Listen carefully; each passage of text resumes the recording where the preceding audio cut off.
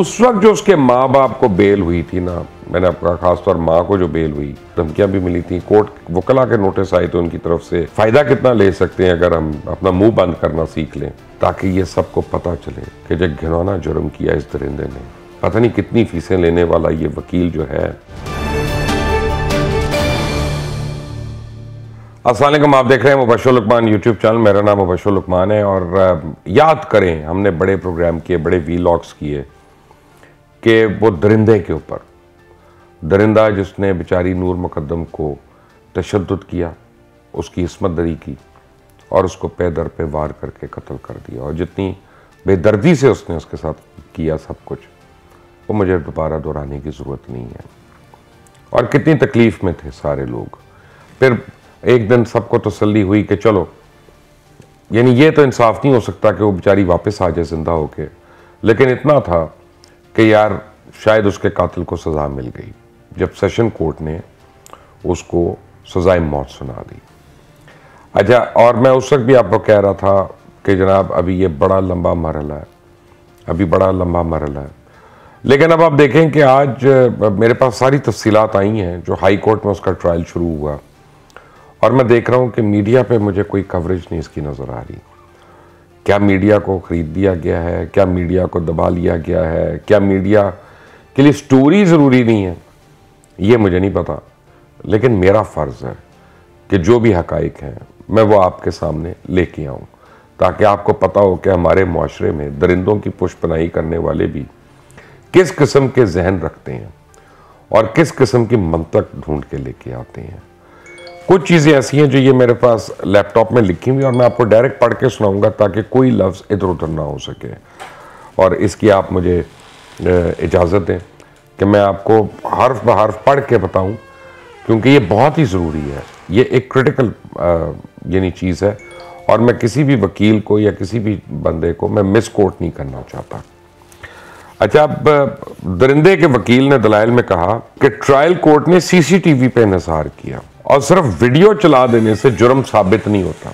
सिर्फ वीडियो चला देने से जुर्म साबित नहीं होता। खैर, मैं इस पर राय क्या दूं, मैं अभी आगे आपको बताऊं। वो कहते हैं सिर्फ उस दिन एक आइटम है जो मुलजिम से मैच हुआ, और फोरेंसिक करने वाले साइंटिफिक ऑफिसर को ट्रायल कोर्ट ने गवाह के तौर पर ही नहीं बुलाया। मौके से 2.5 इंच का ब्लेड और 3.5 इंच का दस्ता रिकवर हुआ है। इसको आला कत्ल तसव्वुर ही नहीं किया जा सकता। गर्दन कट गई, गर्दन कट गई, बेचारी ज़िबा हो गई, लेकिन इसको हम आला कत्ल नहीं तसव्वुर कर सकते। घर में पिस्तौल मौजूद था, कत्ल के लिए वो इस्तेमाल हो सकता था, लेकिन नहीं किया गया। वाह जी वाह, बड़ी मेहरबानी है आपकी कि आपने पिस्तौल की गोली नहीं मारी और आपने जाने दिया।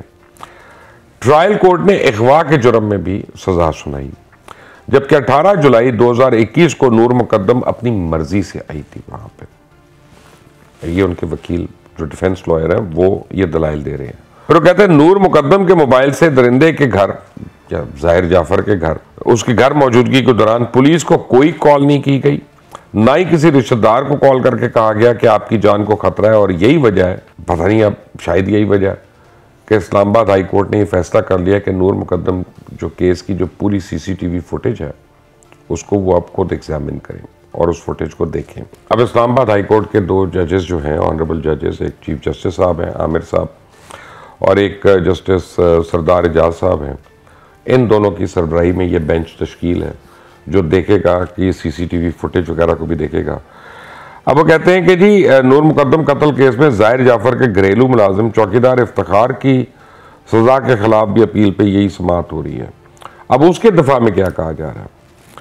उसके दिफा में इफ्तिखार की वक़ुआ की जगह पे मौजूदगी तो साबित है, लेकिन इसका इस मामले से कुछ लेना देना नहीं है। वो तो मुलाजिम है और जिसका काम ही दरवाज़ा खोलना और बंद करना है। अदालत ने कहा कि सीसीटीवी कैमरा में चौकीदार का क्या किरदार आपके सामने आया। तो जब वहां से नूर मुकद्दम ने निकलने की कोशिश की बेचारी ने डेस्परेटली, तो उसने उसको क्यों रोका जबरदस्ती? तो घरेलू मुलाजिम होने का यह मतलब तो नहीं है कि मालिक कोई गैर कानूनी काम भी कहे तो वो कर लिया जाए। तो ज़ाहिर जाफर जब जबरदस्ती नूर मुकद्दम को घर के अंदर ले गया तो इफ्तिखार चौकीदार गेट पे मौजूद था। ट्रायल कोर्ट की जो फाइंडिंग और डीवीआर की बुनियाद है और या उसकी बुनियाद पर है। तो वकील साहब क्या कहते हैं कि वो चौकीदार तो 20,000 रुपये तनख्वाह लेता है महीने की, और हमारे मुआशरे में मालिक के दोस्त को टच नहीं कर सकते।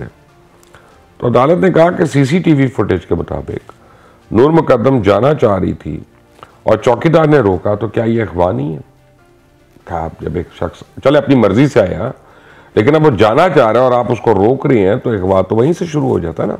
तो कोर्ट की फाइंडिंग ये है कि चौकीदार ने गेट बंद किया और गन बंद करके बेसमेंट में चला गया। जस्टिस इजाज इसहाक साहब ने जजमेंट में अल्फाज लिखे कि नूर मुकद्दम कहती रही मुझे जाने दो, लेकिन चौकीदार ने गेट नहीं खोला। तो वकील साहब क्या कहते हैं, जी मैंने वो पोर्शन ही नहीं देखा, मैंने वो पोर्शन नहीं देखा और फुटेज में आवाज भी नहीं थी। तो चीफ जस्टिस ने कहा कि अगर लड़की बाहर जाने का कह रही है और उसको जाने नहीं दिया गया, तो क्या वो अगवा नहीं है? कोई गेट कीपर घर आए मेहमान को बाहर जाने से रोक कर कह सकता है कि मैं बाहर नहीं जाने दूंगा? तो वकील ने कहा कि नूर मुकद्दम अपनी मर्जी से घर में आई थी। अदालत ने कहा, अभी अदालत ने कहा कि जरूरी नहीं है कि मर्जी से कोई आए तो अगवा नहीं हो सकता। अगवा उस वक्त शुरू हो जाता है जब किसी को गैर कानूनी तौर पर वहां निकलने से रोक दिया जाए। चीफ जस्टिस साहब ने एक और बात कही कि जाहिर जाफर के वकील ने कहा कि नूर मुकद्दम का मोबाइल पुलिस ने तोड़ा हो सकता है। बिन कमाल का वकील है भाई वो, और वो जंग के दौरान हो सकता है टूट गया हो। जब इंसान पैनिक की सूरत हाल में होता है तो उस वक्त बाज़ औक़ात नंबर भी नहीं डायल कर पाता। अभी आप भी कहेंगे कि छलांग मारकर किसी दूसरे के घर में चली जाती। तो वकील ने कहा कि लड़की की वालदा से फोन पर बात हुई, तो इसने ऐसी कोई बात उसको क्यों नहीं बताई? तो चीफ जस्टिस ने कहा कि लड़की ने वालदा से फोन पर बात सुबह की और ये वाक़या तो शाम को पेश आया। जस्टिस सरदार एजाज इसहाक खान ने रिमार्क्स दिए कि अगर सब कुछ दुरुस्त था तो उसे फर्स्ट फ्लोर से जंप करने की जरूरत क्यों पेश आई, उसको छलांग क्यों मारनी पड़ी वहां से? तो किसी पर हमले का या कत्ल का इरादा तो फौरी बन सकता है, जरूरी भी नहीं कि उसके लिए कोई मनसूबाबंदी की हो पहले से। और चीफ जस्टिस ने कहा कि सीसीटीवी फुटेज की डीवीआर फराहम करने के लिए ऑर्डर पास करेंगे। अब मजीद समाज जो है वो 13 तारीख तक मुलतवी कर दी गई। ये जो जाहिर जाफर का वकील है उसने सजा के खिलाफ अपील में कुछ टेक्निकल पॉइंट्स उठाए हैं और उसमें उसने कहा कि जी 3 मुलजमान को सजा हुई है, 9 मुलजमान बरी हो गए हैं और किसी ने जाहिर जाफर की दिमागी हालत को चेक नहीं किया जबकि उनको चेक करना चाहिए था। मैंने आपको कहा था ना पहले दिन कि एंड में ये आएंगे इस तरफ को, और ये उसका कहते हैं जी बुनियादी हक है। वकील का कहना था कि मुलजिम जाहिर जाफर को फेयर ट्रायल का हक मिला है, ये सवालिया निशान है, उसका मतलब है ट्रायल कोर्ट ने जाहिर जाफर को चलान की नकूल दी लेकिन उसे दस्तखत ही नहीं किए। उनका कहना था कि अदालत ने लिखा है जेल से मेडिकल रिपोर्ट मौसूल हुई, लेकिन वो थी क्या? अदालत ने ये नहीं लिखा। फिर कहते हैं जाहिर जाफर की दिमागी हालत भी कभी चेक नहीं की गई। सुप्रीम कोर्ट कहती है अगर किसी स्टेज पर पता चल जाए तो मेडिकल चेकअप जरूरी है, और ये तस्लीम शुदा है कि तिबी मुआयने के लिए कोई बोर्ड बना ना ही कुछ ऐसा रिकॉर्ड पर है। मुद्दई शौकत मुकद्दम जो हैं, जो बदनसीब नूर के बदनसीब वालिद जो हैं, उनके वकील शाह खावर साहब की बारी आई तो उन्होंने कहा कि मुजरिम के जानिब से ज़हनी मुआयने की दरख्वास्त दायर की गई जो खारिज हो गई थी क्योंकि अदालत ने यह समझा कि यह बिल्कुल सही है। ट्रायल कोर्ट ने तफसीली ऑर्डर जारी किया, उसमें उसकी वजूहात भी लिखी गई। तो ये तो कोर्ट की एक्चुअली वर्ड टू वर्ड जो मुझे बातें रिपोर्ट हुई मैंने आपको बता दी। लेकिन आप ये देखें आप कि ये किस इतने महीनों के अंदर ये कितना अपने आप को रीग्रुप कर चुके हैं।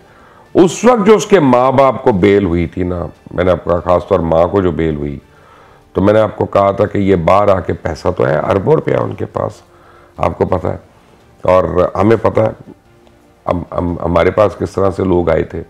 क्या आपको याद होगा कि मुझे तो धमकियाँ भी मिली थी, कोर्ट वो यानी वकला के नोटिस आए थे उनकी तरफ से, फिर अपना मेरे एक अजीज़ा की तरफ से आया थे, वार्निंग आई थी, फिर किसी ने हमें बताया था कि यार हम फ़ायदा कितना ले सकते हैं अगर हम अपना मुंह बंद करना सीख लें, ज़रूरी नहीं कि हर बात पे बोलें। तो अल्लाह का करम है हम तो उस वक्त भी नहीं झुके, उस वक्त भी नहीं इनके आगे गिरे, और आज भी मैं आपको बताऊं कि आज वो वक्त दोबारा आ गया है कि हमें नूर मुकद्दम के लिए आवाज़ उठानी है, मुझे उठानी है, आपको उठानी है, हर सोशल मीडिया एक्टिविस्ट को उठानी है, हर ब्लॉगर को उठानी है, वीलॉगर को उठानी है, हर चैनल को उठानी है, हर अखबार को उठानी है, ताकि ये सबको पता चले कि जो घिनौना जुर्म किया इस दरिंदे ने वो हमारी किताब में नाकाबिले माफ़ी है। इसका महंगा वकील, पता नहीं कितनी फीसें लेने वाला ये वकील जो है, ये बड़ी चरब ज़ुबानी में आके जो मर्ज़ी बातें कहे, हमें पता है कत्ल हुआ है, हमें पता है हिप्स बेजा में रखा गया, हमें पता है कि अगवा हुआ, और हमें पता है कि बेदर्दी से उसके साथ क्या क्या हुआ। एक दफ़ा फिर आज मैं आप सबसे अपील कर रहा हूँ कि नूर मुकद्दम के लिए एक दफ़ा तो फातिहा पढ़ें और उसके बाद अपने कीबोर्ड्स पे जुड़ जाएं, अपने लैपटॉप्स पे, अपने फ़ोन्स पे, हर चीज़ में ये आप दोबारा से इसके लिए ट्रेंड्स बनाएं प्लीज़, और दोबारा से उस मूवमेंट को शुरू करें कि कहीं ये ना हो कि वो समझें कि शायद हम लोग सारे ठंडे पड़ गए हैं, तो अब वो अंदर खाते जाके कुछ कार्रवाइयाँ कर लेंगे, मेल मिलाप कर लेंगे। अल्लाह करे कि ज़ाहिर जाफ़र को अपने किए की सज़ा मिले, और वो जो डॉक्टर्स थे ना, सो कॉल्ड डॉक्टर्स वगैरह, उनको भी जो बाहर फिर रहे हैं। आप समझ तो गए होंगे मैं किसका जिक्र कर रहा हूँ। इसको सब्सक्राइब करिएगा, मैसेज को शेयर करिएगा। Until the next time, Allah.